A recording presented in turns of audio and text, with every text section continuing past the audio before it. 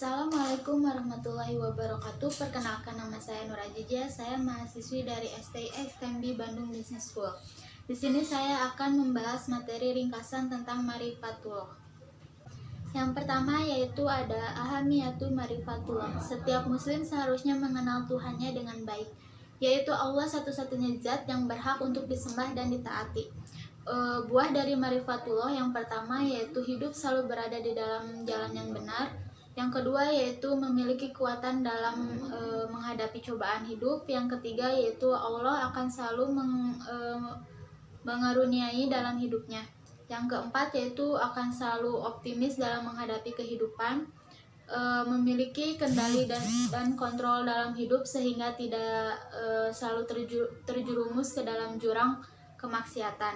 Yang keenam yaitu selalu berada dalam bimbingan dan pertolongan Allah. Yang ketujuh yaitu memiliki ruqyah imaniyah yang kuat. Materi yang kedua yaitu ada At-Tariq ila Marifatullah, atau cara mengenal Allah. Yang pertama melalui ayat kauniyah. Ayat Qur'aniyah atau kauniyah yaitu tanda-tanda kebesaran Allah yang ada di dalam Quran dan hadis. Lalu ada ayat kauniyah. Ayat kauniyah yaitu tanda-tanda kebesaran atau ayat-ayat Allah yang ada di jagat raya atau kosmos.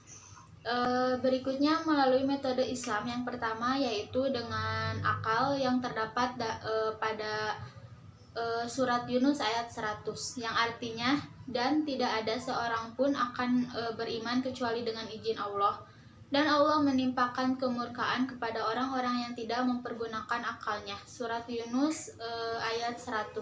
Lalu ada juga dengan cara membenarkan terdapat pada surat Al-Imran ayat 191, yaitu orang-orang yang mengingat Allah sambil berdiri atau duduk atau dalam keadaan berbaring, dan mereka memikirkan tentang penciptaan langit dan bumi seraya berkata, "Ya Tuhan, kami tidaklah Engkau menciptakan ini. Dengan sia-sia Maha Suci Engkau, maka perihalalah kami dari siksa neraka." Surat Al-Imran ayat 191. Lalu di materi selanjutnya ada yang namanya Al-Manawi min Marifatullah atau penghalang mengenal Allah. Maradus Sahwat yaitu ada Al-Fisko atau kefasikan. Fasik adalah orang-orang yang senantiasa melanggar perintah dari larangan Allah, bergelimang dengan kemaksiatan, serta senantiasa berbuat kerusakan di bumi. Mereka hanya memikirkan kehidupan dunia saja, tidak memikirkan kehidupan di akhirat nanti. Mereka disebutkan oleh harta-harta dan anak cucu mereka, serta segala yang berhubungan dengan kesenangan duniawi. Terdapat pada surat Al-Ansar ayat 159. Lalu yang kedua yaitu ada yang namanya al-kibru atau kesombongan. Kesombongan merupakan suatu sikap di mana hati seseorang ingkar dan selalu membantah terhadap ayat-ayat Allah Ta'ala. Lalu ada az-zulmu atau kezoliman, adalah meletakkan sesuatu perkara bukan pada tempatnya. Lalu ada yang namanya az-kizbu atau kedustaan. Kedustaan merupakan sikap bohong atau pura-pura dan pengingkaran terhadap ayat-ayat Allah Ta'ala. Lalu ada yang namanya marudus as-subha. Yang pertama yaitu ada al-zahlu atau kejahilan atau kebodohan, yakni tidak mau memikirkan ayat-ayat Allah Ta'ala, baik ayat-ayat kauniyah yang tersurat dalam Al-Quran maupun ayat-ayat kauniyah yang tersirat di seluruh penjuru alam semesta. Lalu ada al-irtiyab atau keraguan-raguan. Hal ini disebabkan karena sedikitnya ilmu dan marifah atau pemahaman. Yang ketiga yaitu ada al-inhirab atau penyimpangan, manakala manusia tidak mau berpegang teguh kepada petunjuk Allah Ta'ala. Lalu di materi berikutnya yaitu ada yang namanya al-dila ala wujudillah. Keberadaan Allah, Tuhan yang telah menciptakan dan memelihara alam semesta dengan kekuasaan dan kasih sayangnya adalah hal yang terbantahkan. Menurut dalil, ada yang namanya ad-dalilul hissi atau dalil yang dapat di indera. Ada bukti-bukti keberadaan Allah Ta'ala yang dapat dilihat, dirasa, atau disentuh oleh indera manusia. Biasanya berupa kejadian luar biasa yang terjadi di tengah-tengah umat manusia. Ada ad-dalilul akli, dalil yang dapat oleh akal. Teori sebab mustahil, sesuatu ada dengan sendirinya. Mustahil pula sesuatu ada dari ketiadaan. Pemikiran tentang sebab ini akan berakhir dengan teori sebab yang utama, atau kausa prima, dia adalah Tuhan. Lalu teori keteraturan. Alam semesta dengan seluruh isinya termasuk matahari, bumi, bulan, dan bintang-bintang bergerak dengan sangat teratur. Keteraturan ini mustahil berjalan dengan sendirinya tanpa ada yang mengatur. Hal ini menunjukkan adanya kekuatan maha dahsyat yang menciptakan dan mengendalikan. Tegasnya langit menceritakan kemuliaan Allah dan cakrawala maha dahsyat yang menciptakan dan mengendalikannya. Tegas langit menceritakan kemuliaan Allah dan cakrawala memberikan pekerjaan tangannya. Ada dalilul nakli. Dalil nakli adalah dalil pembuktian akan keberadaan dengan merujuk petunjuk kitab suci. Dengan fitrah manusia mengakui adanya Tuhan. Dan dengan akal biasanya membuktikannya, namun manusia tetap membutuhkan informasi. Dalilul nakli. Dalil nakli adalah dalil pembuktian akan keberadaan dengan merujuk petunjuk kitab suci. Dengan fitrah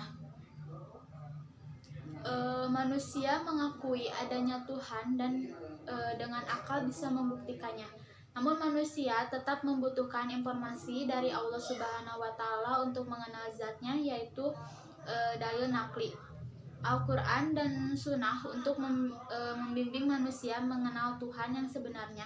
Sebab akal dan fitrah tidak bisa menjelaskan siapa Tuhan yang sebenarnya. Lalu ada ad-dalilul tarik atau dalil sejarah. Eksistensi Allah Ta'ala telah diberitakan di sepanjang sejarah manusia, mulai dari masa manusia pertama yaitu Adam alaihissalam hingga Rasulullah terakhir yaitu Muhammad Rasulullah SAW. Seluruh dalil-dalil ini jika kita kaji dan kita dalami akan membimbing kita pada al-maritu bi az-zalimatullah, atau pengetahuan dan pengenalan pada keagungan Allah Ta'ala, yang akan mengokohkan sikap tauhidullah wahda, atau mengesahkan Allah semata. Lalu di materi yang selanjutnya yaitu ada tauhidullah atau mengesahkan Allah. Secara istilah syar'i, makna tauhid adalah menjadikan Allah sebagai satu-satunya sesembahan yang benar dengan segala kekhususannya. Tauhid rububiyah adalah mentauhidkan Allah dengan kejadian-kejadian yang hanya bisa dilakukan oleh Allah, serta menyatukan dengan tegas bahwa Allah Ta'ala adalah Rabb, Raja dan pencipta semua makhluk, dan Allah lah yang mengatur dan mengubah keadaan mereka. Jadi makna dari Rabb dapat disimpulkan yaitu Allah sebagai satu-satunya pencipta, kemudian meyakini bahwa Allah adalah satu-satunya pemberi rizki, dan meyakini Allah sebagai raja atau pemilik. Lalu di materi yang terakhir yaitu ada al-hayah fi ziyali tauhid atau hidup di bawah naungan tauhid. Hidup mulia hanya akan diraih apabila seseorang hanya berkala atau royal kepada satu Tuhan yang maha sempurna, yaitu Allah Subhanahu wa Ta'ala, dengan pemahaman akikah yang benar dan sesuai dengan yang diajarkan oleh Rasulullah SAW tentang zat, sifat, nama-nama, dan af'al atau perbuatan. Macam-macam tauhid. Yang pertama ada asma wa sifat. At-tauhidu asma wa sifat, yakni meyakini bahwa Allah Ta'ala yang memiliki nama-nama dan sifat yang sempurna. Lalu selanjutnya ada mulkiyah. Tauhidu mulkiyah yakni mengesahkan Allah sebagai satu-satunya pemimpin, pelindung, dan yang berhak menetapkan aturan atau hukum. Lalu ada uluhiyah. Tauhidul uluhiyah yakni mengesahkan Allah dalam ibadah, kalimat la ilaha illallah, tiada Tuhan selain Allah. Inti kalimat ini adalah ikhlas, yakni melepas diri dan menjauhi larangan dan beribadah hanya kepada Allah Ta'ala saja. Mencapai kehidupan yang baik. Kehidupan yang baik ini di dunia dan di akhirat, yang mana di dunia mendapatkan kenikmatan dan kebahagiaan, di akhirat mendapatkan surga, ridho Allah dan melihat Allah. Dengan hidup di bawah naungan tauhid seperti inilah manusia akan terbimbing ke arah hayatun tayyibah atau kehidupan yang baik. Baik, sekian pembahasan materi dari saya. Mohon maaf apabila ada kesalahan. Wassalamualaikum warahmatullahi wabarakatuh.